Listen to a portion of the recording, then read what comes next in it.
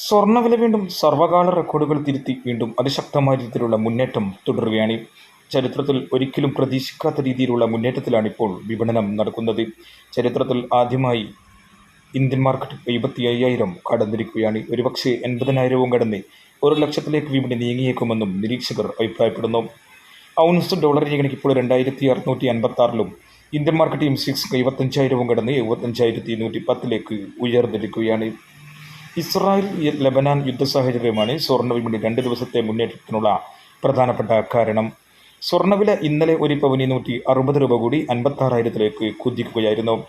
അതേസമയം ഇന്നലെ രാത്രിയോടുകൂടി മാർക്കറ്റുകളിൽ വീണ്ടും അപ്രതീക്ഷിത മുന്നേറ്റം നേരിടുകയായിരുന്നു. സ്വർണ്ണവില ഇന്ന് ഗ്രാമിന് 7,060 വ്യാപാരം നടക്കുന്നത്. 60 രൂപയാണ് വീണ്ടും ഒറ്റയടിക്ക് ഗ്രാമിന് കൂടിയിരിക്കുന്നത്. ഒരു പവന് 56,480 ഉയർന്നിരിക്കുകയാണ്.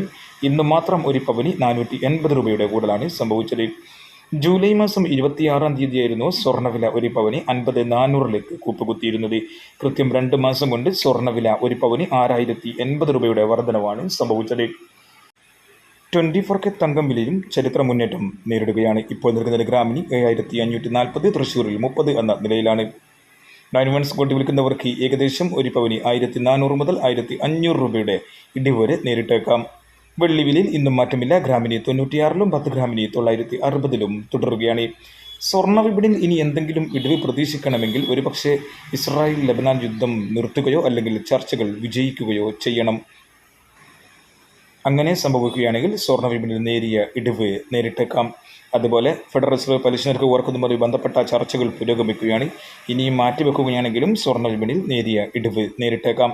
കൃത്യമായ നേരത്തെയും സ്വർണ്ണവില അറിയാനും സ്വർണ്ണ വിപണിയിൽ വരുന്ന മാറ്റങ്ങളെക്കുറിച്ചുള്ള സൂചന അറിയാനും ഈ ചാനൽ സബ്സ്ക്രൈബ് ചെയ്യൂ. തൊട്ടപ്പുറത്തുള്ള ബെൽ ബട്ടൺ കൂടി എനേബിൾ ചെയ്യൂ. Thank you for watching. Thank you.